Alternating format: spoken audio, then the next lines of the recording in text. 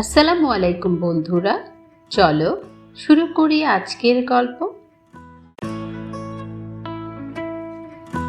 আজ আদিবা বেড়াতে যাচ্ছে আফসানা খালার বাসায়। ওই বাসায় আছে রিমা, সিয়াম আর এক মায়াবী বেড়াল পুই পুই। রিমা বিছানায় বসে পুই পুইকে কোলে নিয়ে আদর করছে। আদিবা দরজায় দাঁড়িয়ে মুগ্ধ চোখে তাকিয়ে আছে। আদিবা ধীরে ধীরে এগিয়ে আসে এবং পুই পুইকে আদর করতে থাকে। পুই পুই চোখ বুজে আদর নিচ্ছে। ওয়াও, এই বিড়ালটা কি তোমার? কি মিষ্টি দেখতে। হ্যাঁ, ওর নাম পুই পুই। ও আমার একমাত্র প্রিয় বন্ধু। যখন আমি মন খারাপ করি, পুই পুই এসে পাশে বসে থাকে। ঠিক তখনই সিয়াম দৌড়ে ঘরে ঢোকে। সে হঠাৎ করে পুই পুইয়ের লেজ ধরে টান দেয়। পুই পুই চিৎকার করে ওঠে। না সিয়াম, তুমি কেন ওকে এমন করলে? ও তো আমার সবচেয়ে প্রিয়। রিমা রাগে ও দুঃখে কেঁদে ফেলে। তারপর মুখ গম্ভীর করে ঘর থেকে বের হয়ে যায়। সে কষ্ট পেয়েছে, কিন্তু সে পুই পুইয়ের পাশে নেই। আদিবা চুপচাপ দাঁড়িয়ে থাকে। সে পুই পুইয়ের ভয়ে কাঁপতে থাকা গায়ে তাকিয়ে থাকে। তার চোখে যেন কিছু একটা চিনচিন করে ওঠে। সে ধীরে ধীরে হাঁটু গেড়ে বিড়ালের পাশে বসে। আদিবা বিড়ালটির দিকে হাত বাড়ায়। ওর গায়ে একটা নরম কাপড় দিয়ে আলতো করে মুছে দেয়।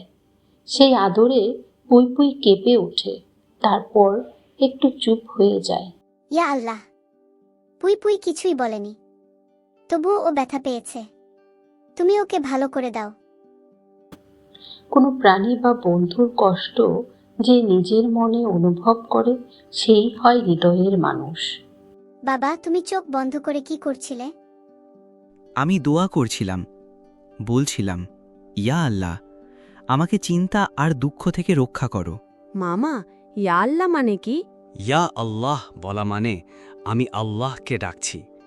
ইয়া আল্লাহ বলা মানে আল্লাহ, তুমি আমার কথা শোনো। আমি তোমার আশ্রয় চাই চিন্তা ও দুঃখ থেকে। রাসূলুল্লাহ সাল্লাল্লাহু আলাইহি ওয়াসাল্লাম বলেছেন, দোয়ার শুরুতে সাহাবীরা বলতেন ইয়া আল্লাহ, এরপর দোয়া করতেন। রাসূল সাল্লাল্লাহু আলাইহি ওয়াসাল্লাম নিজেও ইয়া আল্লাহ বলে দোয়া করতেন। বন্ধুরা, আজকের গল্পে রিমা বুঝতে পারল, কারো কষ্ট দেখে শুধু মন খারাপ করলে হয় না, তার পাশে থাকতে হয়, তার কষ্টটা অনুভব করতে হয়, আর সাধ্যমতো সহযোগিতা করতে হয়। এই ভাবনাটাই রিমার চোখে এক আলোর মতো ফুটে ওঠে।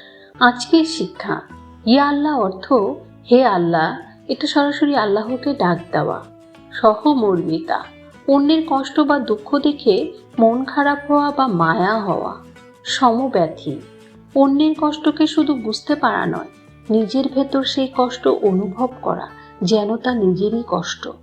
মনে রেখো, সত্যিকারের বন্ধু শুধু ভালোবাসা দেখায় না, পাশে থেকে কষ্ট ভাগ করে নেয়। নতুন পর্ব পেতে সাবস্ক্রাইব করতে ভুলবেন না।